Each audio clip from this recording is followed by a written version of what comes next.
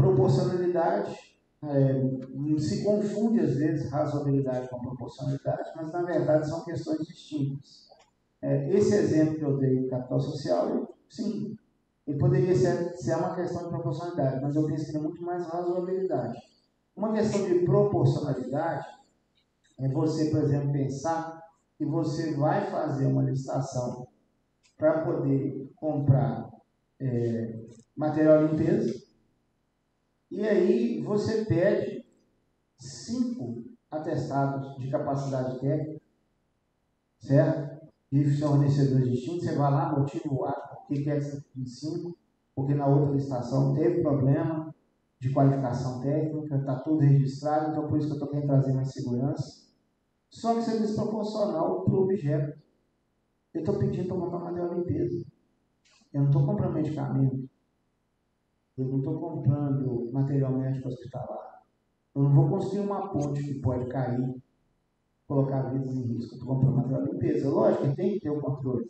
Ele tem que ter, por exemplo, um AFE.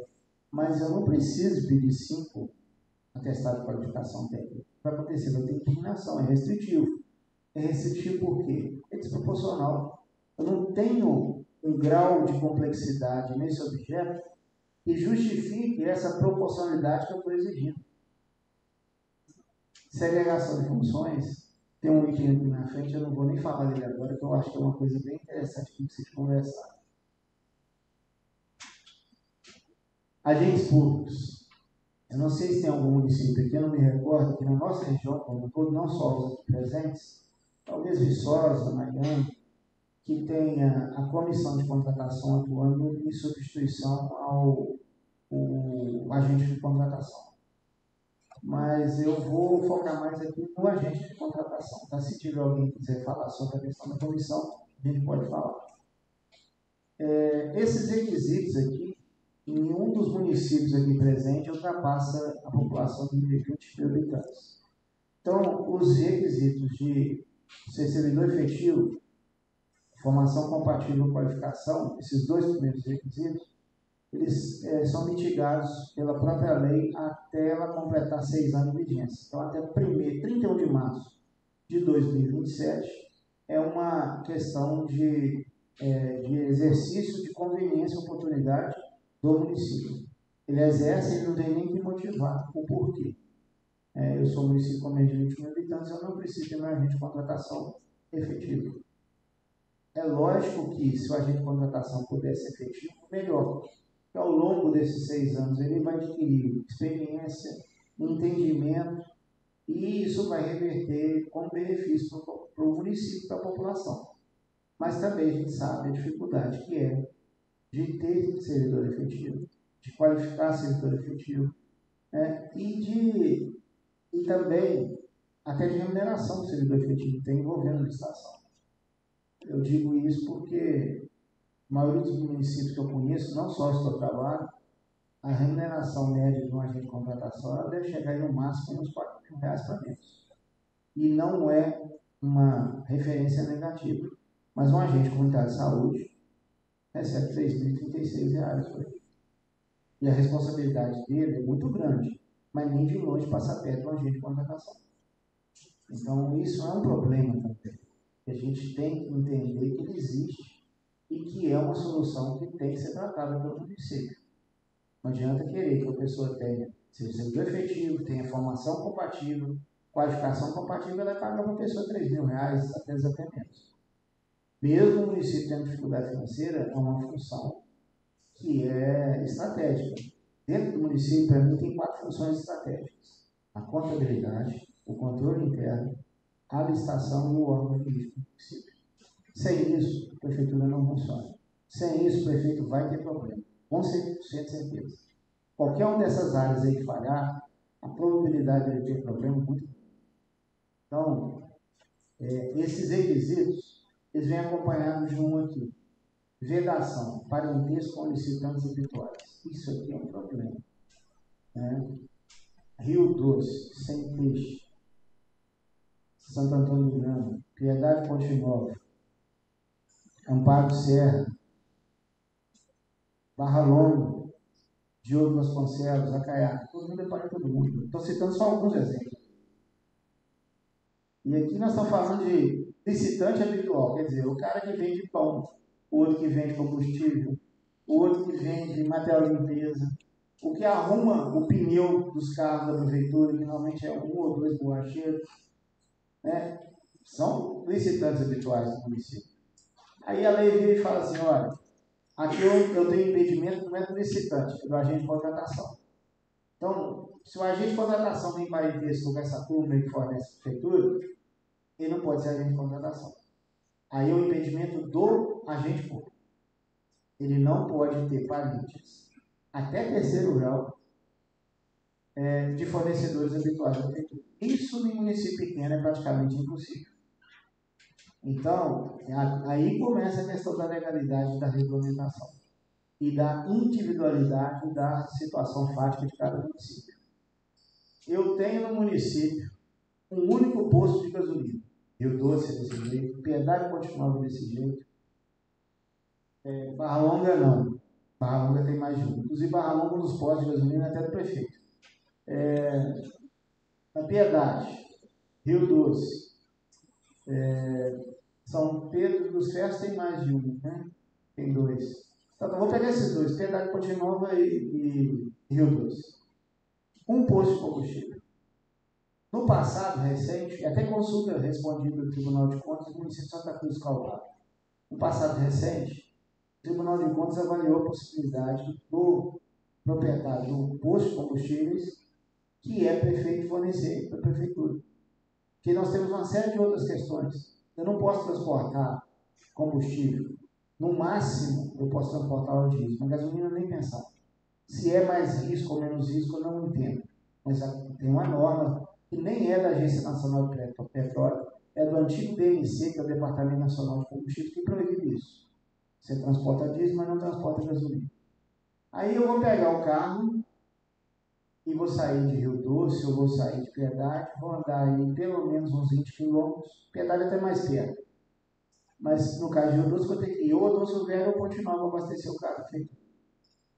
Tudo bem, se for um carro que vai lá em Ponte Nova normalmente, eu não vou trazer prejuízo financeiro do município.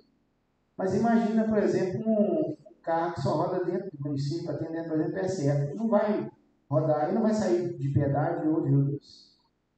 Então, ou eu troco a agente de contratação, ou eu vou transgredir a norma. Então, nesse caso, né, começa a incidir aqui questão de legalidade, segurança jurídica, e aquilo que eu disse para vocês, de motivação, de planejar e de explicar. Eventualmente, tá, isso aqui é uma regra determinando, mas eventualmente depende muito da análise do controle interno e do órgão jurídico de cada município. Essa regra pode ser mitigada de uma forma que ela seja justificada. Olha, eu só tenho um agente de contratação preparado e pronto para o município. Mesmo que ele declare impedimento para esse procedimento, que seria o caso, eu não tenho outra pessoa para poder fazer isso para cuidar dele.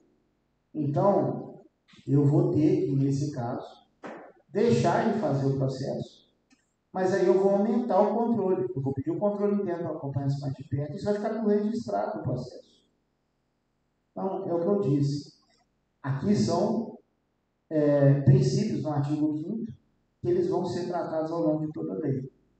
O requisito a ser artigo 7º, em tese, ele não comporta interpretação. Não pode, pronto, acabou. Mas aí no direito não existe isso. Aí que eu falo com o pessoal da engenharia. Engenharia, 2 mais 2 sempre vai ser 4. Mas no direito depende da interpretação. Tá? Então aqui a interpretação ela tem espaço, mas acompanhada de motivação, de justificativa.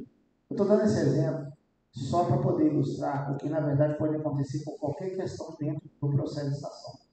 E um promotor de justiça ele vai pegar no pé se ele não enxergar boa fé, se ele não enxergar controle.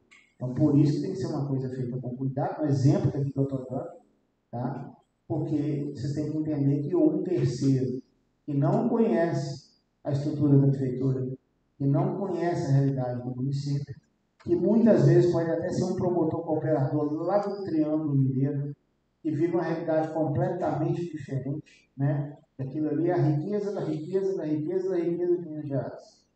Então, ele não consegue entender que não tem outro agente de contratação. Vai ser difícil para ele entender, às vezes, que só tem um posto de gasolina. E por aí outras questões que podem ser particulares. Mas para ele entender tudo isso tem que estar tudo escrito lá. Então, mesmo a questão do agente público, do agente de contratação, a atuação dele tem que ser pautada por registro. Quando a questão envolvida ela não for o dia a dia, não for aquilo que é a rotina do cotidiano de uma licitação. Mas essa vedação parentesca ela existe. E muito interessante. Nesse caso aí, a gente não pode pedir a substituição pela comissão, não foi objetivo. Pode, isso que eu ia falar agora. O que acontece? 2027, 1º de abril de 2027. O agente de contratação, todo mundo efetivo. Só tenho um, né? Porque eu não tenho outro no município. Mas aí a comissão de contratação é interessante, né? O agente de contratação tem que ser efetivo, a comissão não tem. Inclusive, até nós vamos ver um parecer aqui no Tribunal de Contas que fala dos cargos comissionados, que é uma dúvida que às vezes persiste muito aí.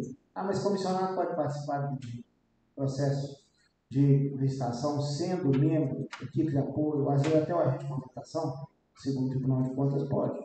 Então, se você trouxer para uma comissão de contratação, obviamente não vai atuar, também poderia resolver a questão dessa forma. Agora, eu estou dando um exemplo para vocês, porque aqui dentro do Sinvolp, aqui, a gente estava com uma dificuldade enorme com isso.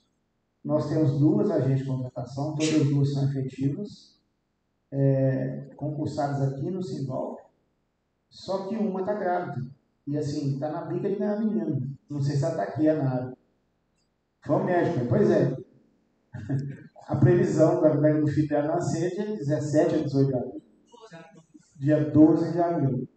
E até semana passada, sim, não tinha substituto. O substituto está aqui agora, que é a Ana Luísa. Muito bem-vinda, Ana. Que é servidora efetiva de Ovinópolis e foi cedida para o Sinvolp. Porque, obviamente, o Sinvolp, ele tem aí, não são 20 mil, né? Eu não sei a quantidade exata da nossa população, e você soma a população dos municípios e o território dos municípios. Mas, oi? Eu ia falar que era mais 700 mil habitantes. Então, a regra vale para a gente desde o primeiro dia que ela entrou. A gente estava em maus lençóis, porque nós temos, né, 2 agentes de contratação, uma RX aqui presente e a NARA. Mas a pessoa tem férias, ela pode ter um problema pessoal, ela tem licenças médicas e ela tem maternidade, mais do que justo. Ela tem que viver esse momento que é muito especial para ela e para a família dela. Então, a gente vai ficar só com a agente de contratação.